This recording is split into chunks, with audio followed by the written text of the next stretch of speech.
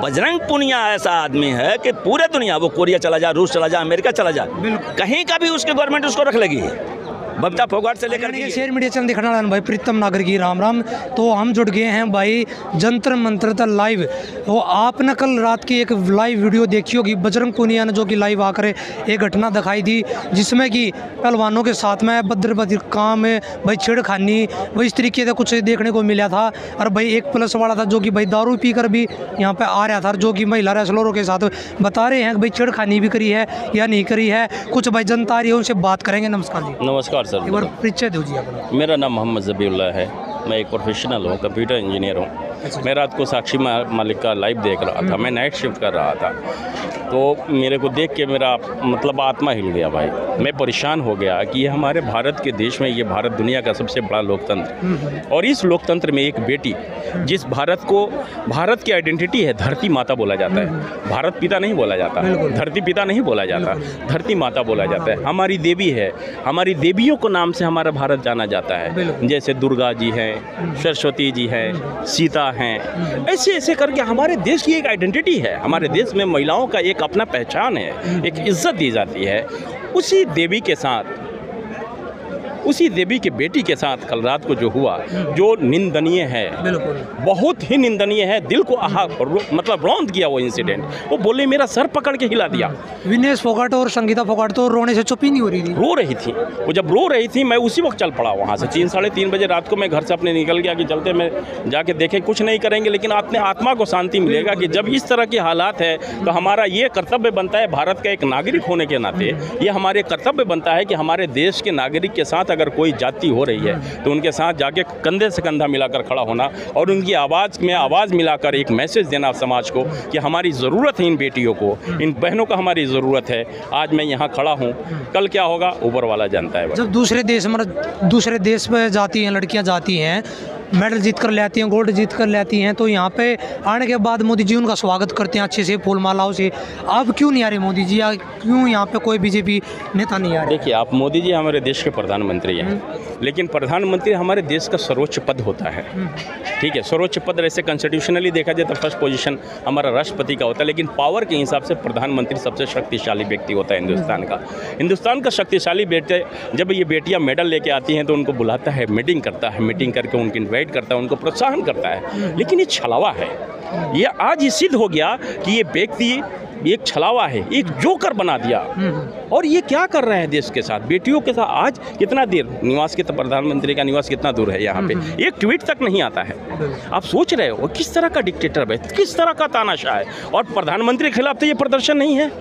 ये प्रधानमंत्री केवल बीजेपी का तो प्रधानमंत्री नहीं है, पूरे हिंदुस्तान का प्रधानमंत्री है, चाहे वो हिंदू हो, मुस्लिम हो, खिलाड़ी हो, नहीं हो, भिखारी हो, पढ़े हो, अनपढ़ हो, जाहिल हो, सबका प्रधानमंत्री है। उस प्रधानमंत्री का एक कर्तव्य नहीं बनता। ये आम महिलाएं हैं, ये आम लड़कियां हैं, इन्होंने अपना नाम रोशन किया है और अपने मेहनत से रोशन किया है। और केवल अपना नाम नहीं रोशन किया, इन्होंने हिंदुस्तान का नाम, भारत का नाम विश्व के पटल पर ले जाकर रखा है। बिल्कुल, ये निश्चित किया। ब्रजभूषण जी तो ये बोलते हैं कि भाई साथ में फोटो खिंचवाती हैं, फिर बाद में मेरे पर एलिगेशन लगाती हैं कि ब्रजभूषण हमारी कोड़ी बढ़ता है या छिड़खानी करता है। देखिए, ब्रजभूषण का मैं एक आधे स्टेटमेंट सुना, ठीक है, मैं मान रहा हूँ कि साथ में फोटो खिंचवाने का मतलब क्या है? देखिए, इस आदमी की मानसिकता समझो। आप मेरे साथ हो, आपने फोटो खिंचवा लिया। फोटो खिंचवाने का मतलब क्या है? आप एक पोजीशन पे हो, आप चेयरमैन हो, उसके प्रेसिडेंट हो, तो आपके साथ तो फोटो खिंचवाना कोई बुराई नहीं है। लेकिन ये बंदा बोल कैसे रहा है कि हमारे साथ फोटो खिंचवाती है, फिर बाद में आरोप लगाती हैं। वही बंदा को वहाँ लिस्ट लगा हुआ है, जाकर देखो 38 FIR है, 38 केसेस हैं इस पे।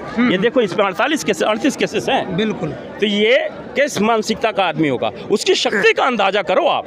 वो तो ये बोल रहा है कि भाई मैं क्या शिलाजीत की रोटी खाता हूँ जो इतनी लड़कियों के साथ मदद करूँ। आप मेरे को एक बात बता दो, देश के सर्वोच्च मंदिर में बैठने वाला आदमी है, देश का सर्वोच्च मंदिर है अपना संसद, उस संसद का एक व्यक्ति आगे बोल मैं शिलाजीत की रोटी खाता हूँ। आप सोचो, आपका दिल आहत नहीं होता है क्या? भारत के आवाम, भारत के लोग, वो कहना क्या चाहता है, उसकी मानसिकता पे जाओ। ये शिलाजीत की रोटी खाता हूँ, क्या बोल रहा है वो, और किसके लिए बोल रहा है? ये बेटियां कौन है मालूम है तुम्हें? ये हमारी बेटियां, हमारी बहनें, इन्होंने भारत के नाम को वर्ल्ड के पटल, विश्व के पटल पे रखा। गोल्ड मेडलिस्ट बेटियां हैं, उनके साथ उनके लिए किस तरह शब्दों का इस्तेमाल कर रहा है ये खुद व्यक्ति। ये बोले खुद आती है मेरे पास, मैं खुद काम मांग दिया, जो भी करती है भाई खुद वो करती है। अरे भाई, काम मांगने का मतलब क्या है? काम मांगने का मतलब तुम किसी के साथ छेड़छाड़ मोलेस्टेशन करोगे। इन्होंने आरोप लगाया ना, मैं मानता हूँ थोड़ी देर के लिए कि तुम नहीं हो। अगर तुम ये बोल रहे हो कि मैं ये नहीं हूँ, मैं ये पूछना चाहता हूँ तो तुम हट जाओ ना पद से।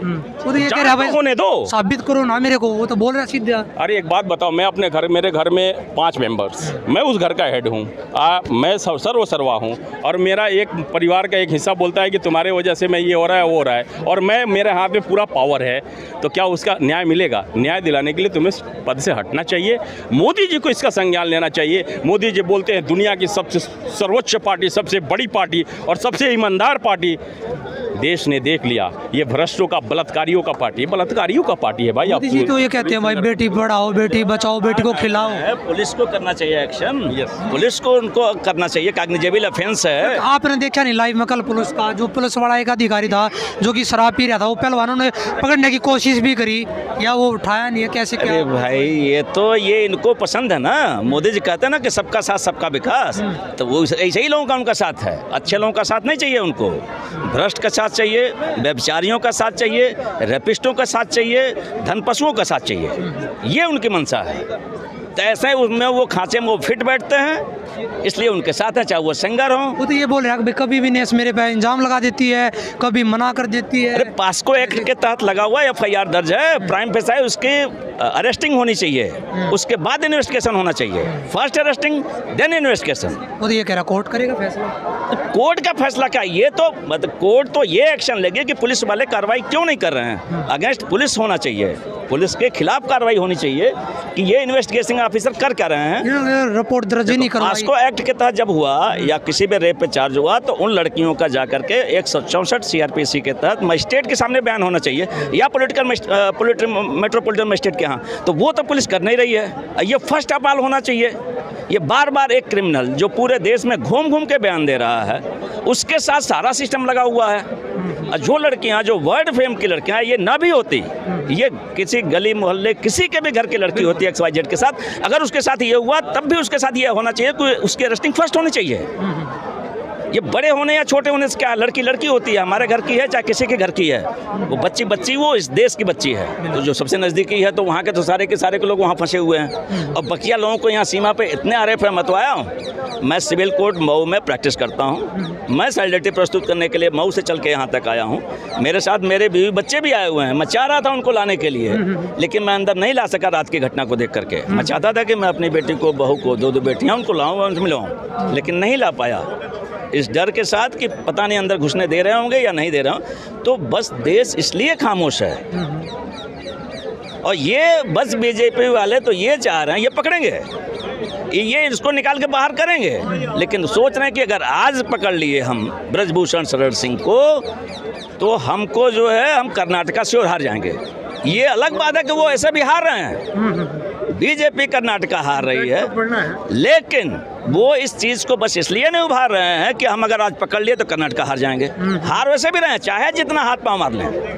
भाई अब दिल्ली ही देख लो, यहीं पे मोदी जी को एक आदमी दिल्ली का नेता नहीं मिलता जिसके बगल में अपनी फ़ोटो खिंचा सकें। आप गली गली मोहल्लों में मैं देख रहा हूँ दिल्ली में जो फ़ोटो लगा हुआ है, या तो उनके साथ योगी जी के साथ, मतलब योगी जी का फ़ोटो है, या वो मध्य प्रदेश का जो मुख्यमंत्री शिवराज चौहान उसका फ़ोटो है, या किसी और का फ़ोटो है। तो भाई दिल्ली के नेता कहाँ आपके हैं?